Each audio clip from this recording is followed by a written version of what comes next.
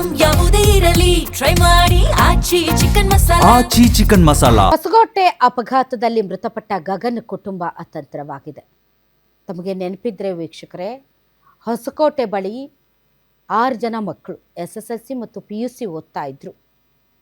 ರಾತ್ರಿ jolly ride ಮಾಡಬೇಕು, ಹೊಸಕೋಟೆ ಬಿರಿಯಾನಿ ತಿನ್ನಬೇಕು ಅಂತ ತಂದೆ ತಾಯಿಗೆ ಹೇಳಿದೆ ಕಾರ್ SUV ತಗೊಂಡು ಬರ್ತಾರೆ. ಇಷ್ಟು ಸ್ಪೀಡಾಗಿದ್ದರು ಅಂತಂದರೆ ಬೈಕಲ್ಲಿ ಹೋಗ್ತಾ ಇದ್ದಂಥ ಗಗನ್ಗೆ ಡಿಕ್ಕಿ ಹೊಡೆದು 6 ಜನ ಮಕ್ಕಳು ಕೂಡ ಮೃತಪಡ್ತಾರೆ. ಪೊಲೀಸರು ತಂದೆ ತಾಯಿಗಳಿಗೆ ಫೋನ್ ಮಾಡಿದಾಗ ತಂದೆ ತಾಯಿಗಳಿಗೆ ಗೊತ್ತೇ ಇಲ್ಲ ತಮ್ಮ ಮಕ್ಕಳು ಈ ಥರ ಆಕ್ಸಿಡೆಂಟ್ ಆಗಿದೆ ಅಥವಾ ಕಾರ್ ತೊಗೊಂಡು ಹೋಗಿದ್ದಾರೆ ಅಂತ. ಎಲ್ಲರೂ ಹೇಳಿದ್ದು, ಏನು ಹಿಂಗೆ ಹೇಳ್ತೀರಾ, ನನ್ನ ಮಗ ಮಲಗಿದ್ದಾನೆ, ನನ್ನ ಮಗನಿಗೆ ಹೇಗೆ ಆಕ್ಸಿಡೆಂಟ್ ಆಗೋದಕ್ಕೆ ಸಾಧ್ಯ ಅಂತ. ಯಾವ ಮಕ್ಕಳು ಈ ಆಕ್ಸಿಡೆಂಟಲ್ಲಿ ಸತ್ತೋಗಿದ್ದಾರೆ ಅವ್ರ ತಂದೆ ತಾಯಿಗಳು ಹೇಳ್ತಾ ಇದ್ರಂತೆ.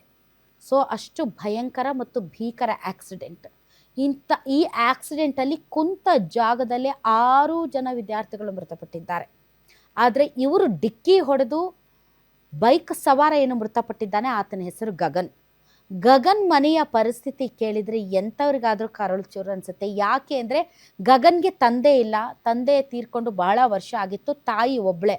ತಾಯಿಗೆ ಕಣ್ಣು ಕಾಣಲ್ಲ, ಆ ತಾಯಿಗೆ ಈತ ಒಬ್ಬನೇ ಆಸರೆ, ದುಡಿಯುವವನು ಗಗನ್ ಮಾತ್ರ. ಆ ಗಗನನ್ನೇ ದೇವರು ಕಿತ್ಕೊಂಡಿದ್ದಾರೆ. ತಾಯಿ ಸ್ಥಿತಿ ನೋಡಿದರೆ ಎಂಥವ್ರಿಗೂ ಕೂಡ ಕರಳು ಹಿಂಡುತ್ತೆ.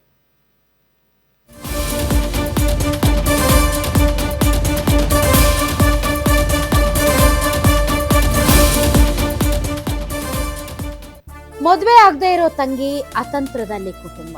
ಮನೆಗೆ ಬೆಳಕಾಗಿದ್ದ ಮಗನನ್ನ ಕಳ್ಕೊಂಡಿರುವಂಥ ತಾಯಿಯ ರೋದನೆ. ನಿನ್ನೆಯಿಂದ ಅನ್ನ ನೀರು ಮುಟ್ಟದೆ ಕಣ್ಣೀರಿಡ್ತಾ ಇದ್ದಾರೆ ತಾಯಿ ಲಕ್ಷ್ಮೀದೇವಿ. ಹೋಗಿ ಬರ್ತೀನಿ ಅಂತ ಹೇಳಿ ಹೋದ ಮನೆಗೆ ಬರಲೇ ಇಲ್ವಲ್ಲ ಅಂತ ಕಣ್ಣೀರಾಗ್ತಾ ಇದ್ದಾರೆ. ಸಂಬಂಧಿಕರು ಬಂದು ಸಮಾಧಾನ ಮಾಡಿದ್ರು ಕೂಡ ತಾಯಿಯ ಗೋಳಾಟ ನಿಲ್ತಾ ಇಲ್ಲ.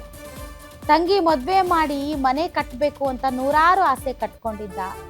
25,000 ಸಂಬಳದಿಂದ ನಮ್ಮ ಕುಟುಂಬ ನಡೀತಾ ಇತ್ತು. ಪ್ರತಿನಿತ್ಯ ಮೆಡಿಸನ್ ತಗೋಬೇಕು, ಈಗ ಮೆಡಿಸನ್ ಕೊಡಿಸೋಕ್ಕೂ ಯಾರೂ ಇಲ್ಲ ಅಂತ ಈಗ ಕುಟುಂಬ ಸದಸ್ಯರು ಕಣ್ಣೀರಿಡ್ತಾ ಇದ್ದಾರೆ. ಕುಟುಂಬಕ್ಕೆ ಕಣ್ಣಾಗಿದ್ದ ಗಗನ್ ಕಳ್ಕೊಂಡು ಈಗ ತಾಯಿ ಅಂತೂ ಅವ್ರ ಪರಿಸ್ಥಿತಿ ನೋಡೋಕ್ಕಾಗ್ತಾ ಇಲ್ಲ.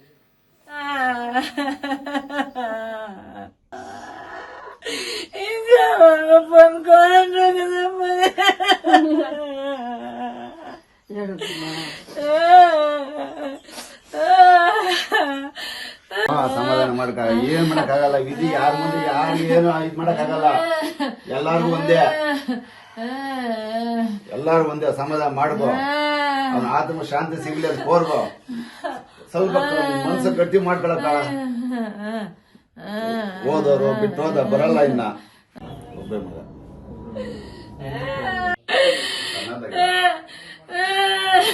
ನನ್ ಕಣ್ಣು ಕಡ್ಸಿದ್ದಾಳ ಬಿಟ್ಟೊಂಡು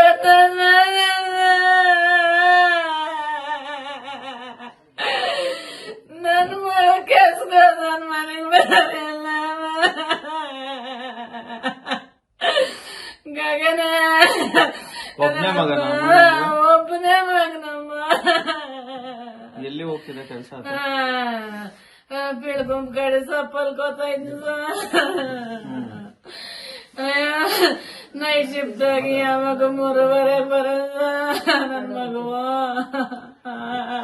ತಂಗಿಗೆ ಮದ್ವೆ ಮಾಡ್ಬೇಕು ಅನ್ಕೊಂಡಿದ್ದೆ. ಮನೆ ಕಟ್ಬೇಕು ಅಂತ ಆಸೆ ಇತ್ತು, ಅಪ್ಪನ ಚೆನ್ನಾಗ್ ನೋಡ್ಕೋಬೇಕಂತ ಆಸೆ ಇತ್ತು. ಇಲ್ಲಿ ಪಾಪ ತುಂಬಾ ಒಳ್ಳೆ ಹುಡುಗ, ನಾವು ನೋಡ್ದಂಗೆ ಇಲ್ಲಿ ಬೆಳಿಗ್ಗೆ ಕೆಲ್ಸಕ್ಕೆ ಹೋಗೋನು ತುಂಬಾ ಕಷ್ಟ ಇದೆ ಅವನಿಗೆ. ಅವ್ರ ತಾಯಿಯವ್ರಿಗೆ ಕಣ್ಣು ಸ್ವಲ್ಪ ಇದಾಗಿದೆ, ಅವ್ರು ಕಾಣಿಸಲ್ಲ. ಆದ್ರಿಂದ ಅವನ ಜವಾಬ್ದಾರಿ ಚೆನ್ನಾಗಿ ಇದಿತ್ತು ಸರ್ ಅವನಿಗೆ. ಅವನು ತುಂಬಾ ಬೆಳಗ್ಗೆ ಹೋಗ್ತಾ ಎಲ್ಲಿ ಬೇರೆ ಹುಡುಗರ ಜೊತೆ ಎಲ್ಲಿ ಸೇರ್ತಾ ಇರ್ಲಿಲ್ಲ. ಮನೆ ಆಯ್ತು ಅವನಾಯ್ತು ಕೆಲ್ಸ. ಅದ್ರಲ್ಲಿ ಸ್ವಲ್ಪ ಅವನು ಕೆಲ್ಸಕ್ಕೆ ಹೋಗಿ ಬರ್ಬೇಕಾದ್ರೆ ಇದಾಗಿದೆ. ಈಗ ತಂಗಿ ಮದುವೆ ಮಾಡ್ಬೇಕು. ತಂಗಿ ಮದುವೆ ಅದೇ ಸರ್, ಅವನು ತಂಗಿನೂ ಓದಿಸ್ಕೊಂಡು ಮದುವೆ ಮಾಡ್ಬೇಕು, ಮನೆ ಕಟ್ಬೇಕು ಅಂತಿದ್ದ. ಅದಷ್ಟು ಹಿಂಗಾಗ್ಬಿಡ್ತು. ಈ ಬಗ್ಗೆ ಇನ್ನಷ್ಟು ಹೆಚ್ಚಿನ ಡೀಟೇಲ್ಸ್ ಕೊಡ್ತಾರೆ ನನ್ನ ಕಲೀಗ ಮಹೇಶ. ಹೇಗಿದೆ ಕುಟುಂಬದ ಪರಿಸ್ಥಿತಿ?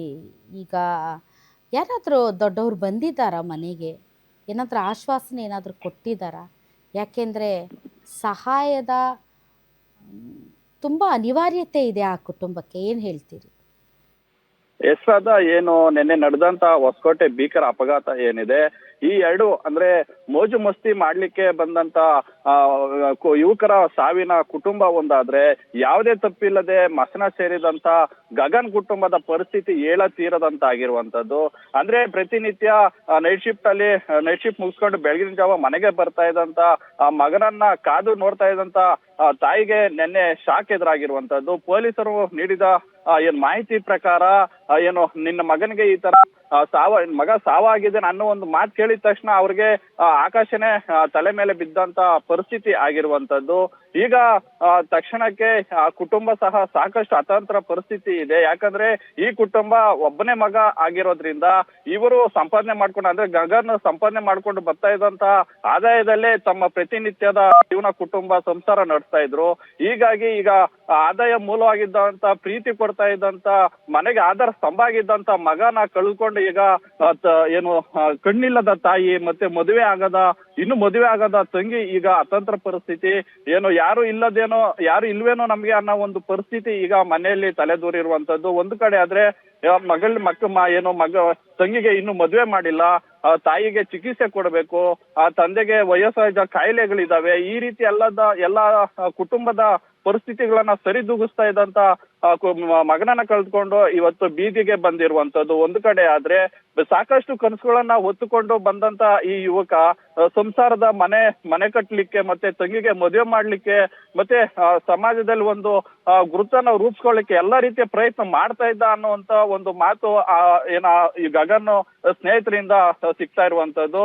ಎಲ್ಲ ಒಂದ್ ಕಡೆ ಈ ಗಗನ್ ಏನು ಸಾವಾಗಿರೋದ್ರಿಂದ ಕುಟುಂಬದ ಸಾಕಷ್ಟು ಆದಾಯ ಮೂಲಗಳು ಇಲ್ಲದೆ ಈಗ ಸೊರಗ್ತಾ ಇರುವಂತದ್ದು.